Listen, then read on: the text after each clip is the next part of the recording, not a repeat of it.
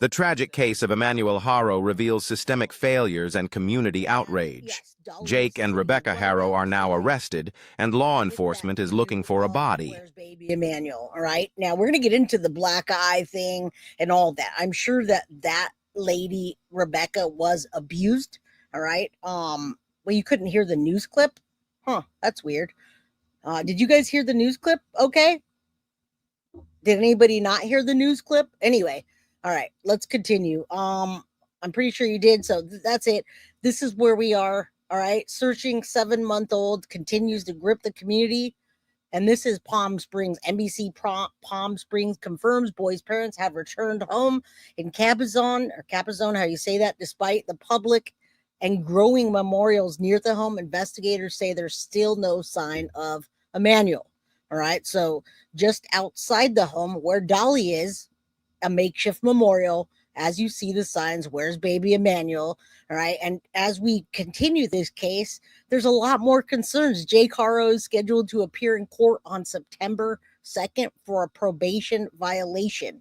He was previously arrested for being a convicted felon and drug addict in possession of a firearm, which says nothing about what he did. He was convicted on child cruelty, which says nothing about what he did. All right. Investigators searched the vehicle, took the phones now, and are looking for baby Emmanuel in Kern County. While officials have not confirmed the credibility of the lead, I posted on my page about a spotting or sighting of baby Emmanuel. That's not true. And I don't know who did it, but I wanted to find out. All right, so let's get off of this. I want to show you SF Investigates, and then we're going to get into the parenting. If you guys didn't hear the news clip, let me know because I'd want to help. All right, so SF Investigates talks about Jake Haro's attorney claiming law enforcement dug holes in the backyard. Some creators are reporting it based on the statement, but it's not true. All right, he scanned the property yesterday specifically looking for signs of digging, and there were none. The lawyer is lying, guys, so don't believe him. Let's take a look for ourselves. Hold on. All right, let's look at the property, and you tell me if there are holes dug, and why is the lawyer lying? All right, there's no volume, guys. So, okay, good. Voices carry. Thank you. Itchy with the rescue. You're not late. You're perfectly on time. Just don't forget to hit that like button so we can get this in the algorithm and people can see what monsters these parents are. And we're going to go back to back, parent 1, parent 2, and we're on arrest watch. That's their house there in Yupakai, however you say that. I can say it, but I'm not looking at it. All right, Ukaipa, there you go. What's up, Teresa? How you doing? You guys see what I'm seeing and what the lawyer said? We're debunking that lawyer. There are no holes dug in the backyard, and maybe there should be. What's up, Shaza? How you doing? Good to see you, Donna Joe. Good to see you. All right, let's keep getting in. Everybody, thank you for being here. You guys could be anywhere else, but you're here with me and the crime crew. All right, so we're just scanning the backyard, trying to see if what the lawyer said is true. There's no sound on this. This was from SF Investigates scanning. What's up, Queen? How you doing? Good to see you. Montana Mystic, love you, girl. Jax, how you doing, Jax? All right, we're just looking at the backyard to make sure that we're correct about the lawyer lying his pants off. Yes, same lawyer that represented when he did that to the child, pathetic, disgusting loser. Never hire that guy, okay? He's a piece of garbage. Well, if you're a defendant and you're a piece of garbage, you might want to hire him. So what am I saying? All right, guilty in my eyes. But we want to know, where is baby Emmanuel? I think that he was gone even earlier than the day the mom said that. Possibility. I absolutely think there's a huge abuse problem in that house. And look at the property, guys. That baby can be anywhere. All right. That baby can be anywhere at this point. I mean, look at all the spots there. I don't see any dig holes, though. Remember Chad Daybell's backyard? They scanned it and they found JJ and Tylee's body. You can see the holes dug. This is a little bit harder, but there are no holes being dug in their yard. So why is the lawyer lying? What's up with that? All right. All right, so there's nothing here, guys. There's nothing. All right, there's nothing, and that lawyer is full of nonsense. Now, there's another one that I saw about a creator who obtained the surveillance video in the Big Five. It's a shame it was altered by playing it at 4 times the speed while time stamping in 2 seconds. The purpose is to show that the events actually occurred.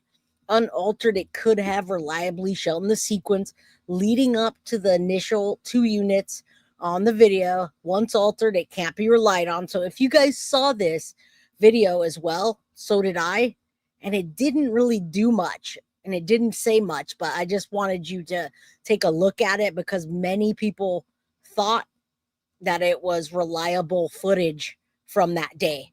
All right, but when I watched it, it didn't really say much. You can see the car, you can see somebody walking.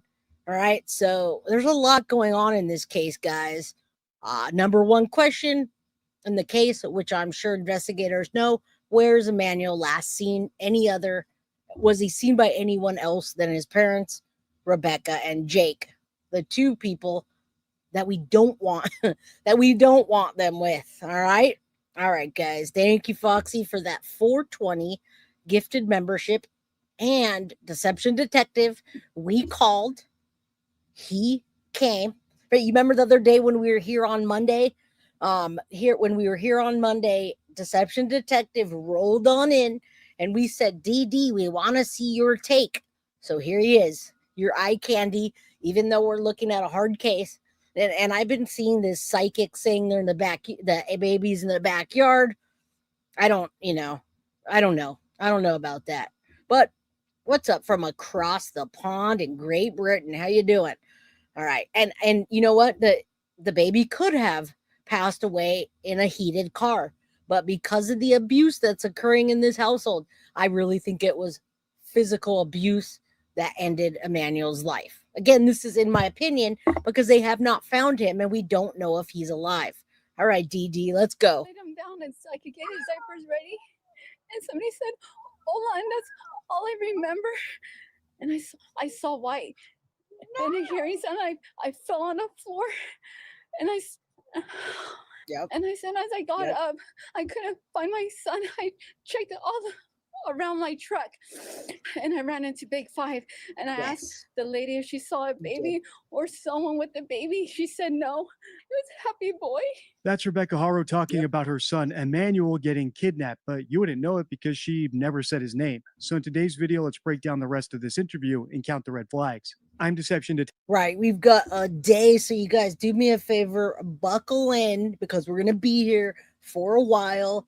What is up, D? You know I always got to shout out my new people. D says, new fan here, Jay. I just had to unsubscribe for another YouTube channel because of their rude and judgmental community. You're great, non-biased. Thank you for everything.